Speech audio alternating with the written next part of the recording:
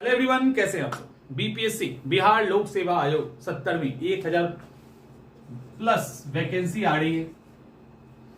मौका बड़ा है, तो जो चूक गए उनको तो अफसोस होगा ही। जिनका 1-2 साल पहले अटेम्प्ट निकल गया है, मैक्सिमम एज क्रॉस कर गए हैं, तो ये बड़े मौके को देखकर उनको अफसोस तो होना है। क्योंकि एक टाइम है, पिछले कुछ सालों से देखिए तो एसडीएम की सीट, डीआईएसपी की सीट काफी कम है या नहीं है, सीटें काफी कम आ रही थी। इस बार इतना सीट आया तो सबको लगेगा ना कि अरे हमको तो मौका मिल ही नहीं रहा, हम तो छूट रहे हैं, है ना, ऐसा लगेगा। और जायज भी है।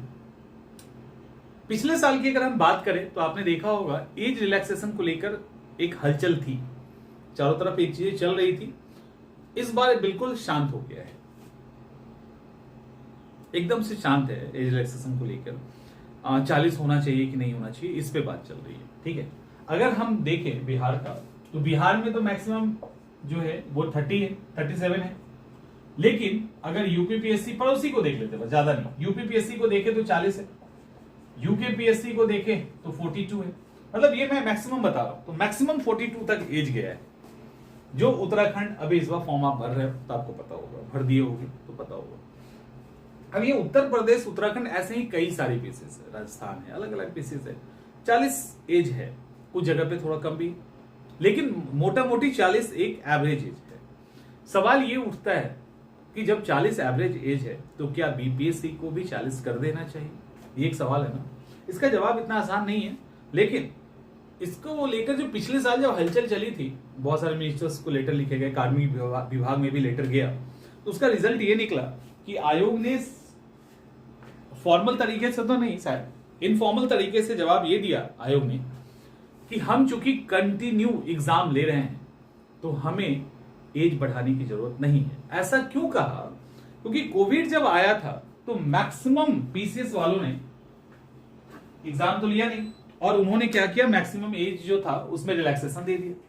तो जब मैक्सिमम एज में रिलैक्सेशन मिला, बिहार ने नहीं दिया था, उस समय भी ये ग्राउंड बनाया गया था और ये ग्राउंड आज भी वैलिड है। तो उनका कहना था कि हमने कंटिन्यू एग्जाम लिया, इसीलिए हमको रिलैक्सेशन देने की जरूरत ही नहीं है। ये सही, मतलब सही लॉजिक नहीं है। अब सवाल ये है कि रिलैक्सेशन मिलना चाहिए कि नहीं। तो मेरा है कि नहीं, एज रिलैक्सेशन मिलना चाहिए। 40 तक नहीं, मेरे हिसाब से 42 का एज रिलैक्सेशन मिलना चाहिए।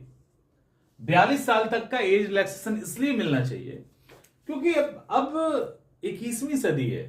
ठीक है, जो एग्जाम देना चाहते हैं, नहीं देना चाहते वो तो 2-4 अटेम्प्ट में हट जाएंगे, लेकिन जिनको देना है तो 40 साल तक तो कुछ दिक्कत ही नहीं। 40 साल तक के जो लोग हैं ना, बच्चे हैं, वो अभी युवा है, यूथ है, समझ में आ रहा है। वो टीनेजर से थोड़ा ही आगे बढ़ते हैं, उससे ज्यादा नहीं, क्योंकि अब चीजें बदल चुकी है। अब आप देखो तो पहले 50 जाते जाते लोग एकदम बूढ़े जैसे दिखने लगते थे, अब ऐसा नहीं होता ना। तो 40 ठीक है, 40 में युवा है, वो एग्जाम का फॉर्म भर सकते हैं, अच्छे से पढ़ सकते हैं, एग्जाम निकाल सकते हैं, कोई बड़ी बात नहीं है। तो मैक्सिमम हम, अब मैं क्यों कह रहा हूं कि 40 नहीं 42 होना चाहिए? क्या इससे इंस्पायर्ड होके सिर्फ? नहीं, इससे अब जब एक पीसीएस ने दिया है तो चलो ठीक है, कुछ ना कुछ तो होगा। दूसरा, अगर बिहार की स्थिति को देखा जाए, बिहार की स्थिति को, तो बिहार के अंदर सरकारी नौकरी लाइक अ निर्वाण प्राप्त करना, सरकारी नौकरी जैसे मोक्ष प्राप्त करना है।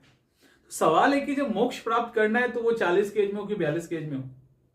तो हम मैक्सिमम जो कोई पीसेस लेके चल रहा है वो हम कर सकते हैं। साथ में बिहार का जो सोशियो और इकोनॉमिक जो एक एनवायरमेंट है, वहां वो सरकारी नौकरी को लेकर बड़ा ही अजीब क्रेज है, जो अदर स्टेट में बहुत कम देखने को मिलता है। बिहार और यूपी में सबसे ज्यादा देखने को मिलता है। डेंस पॉपुलेशन, मैक्सिमम पॉपुलेशन को बिहार कैरी करता है।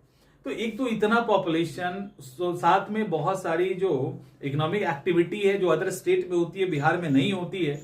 सरकारी नौकरी एक मजबूत आधार है, उसके कारण एक सोशल एक स्ट्रक्चर के अंदर ये सरकारी नौकरी का ऑरा आ गया है। तो ये सारी चीजों पे अगर आप गौर करें तो एज को बढ़ाया जा सकता है, और एज को 40 या 42 करने में कोई दिक्कत नहीं है, किया जा सकता है, राइट। अब कहोगे कि क्या 42 तक लोग एग्जाम देंगे? नहीं, उनकी तो मर्जी है, 21 से स्टार्ट हो जाता है, जब छोड़ के चले जाए, इतना लंबा एग्जाम देने की क्या जरूरत है। लेकिन जिनको लगता है कि नहीं हम दें, कई बार लास्ट अटेम्प्ट में भी सिलेक्शन होता है, उनको लगता है अगर दे तो ठीक है, एक मौका दे दीजिए, होगा तो होगा, नहीं होगा तो कोई बात नहीं। क्लियर? तो आई थिंक कि ये जो आयोग है, और सवाल है कि आयोग सुनेगी कैसे? तो आयोग तो खुद से सुनने वाली नहीं है। आयोग को जितना भी आप लेटर लिखो या कुछ भी करो कोई फर्क नहीं पड़ता। आयोग सुनेगी सरकार की तरफ से। और इलेक्शन हो गया है, राइट, इलेक्शन हो गया है, तो बेहतर ये है कि अब नेक्स्ट इलेक्शन बिहार का होने वाला है अगले साल। तो अगले साल इलेक्शन होने वाला है, तो ये एक मौका है एज को 37 से आगे बढ़ाने का। तो पॉलिटिकली अप्रोच अगर किया जाए तो इसको किया जा सकता है, ठीक है। मुख्यमंत्री जी चाहें एज यूजुअल तभी हो सकता है, अदरवाइज तो पॉसिबल है नहीं, क्योंकि इसका कोई लॉ है नहीं, कोई ग्राउंड तो है नहीं कि आप कहोगे कि नहीं हमको इससे अधिक चाहिए। ऐसा तो नहीं कि कोर्ट में केस कर देंगे तो बात बन जाएगी, ऐसा कुछ नहीं होना है। तो बेहतर ये है कि मैं भी सपोर्ट करता हूं, आप लोग जो कर रहे हो आप कीजिए, उसका सपोर्ट समर्थन रहेगा। और जो अटेम्प्ट है, जो एज है, उसको बढ़ा देना चाहिए।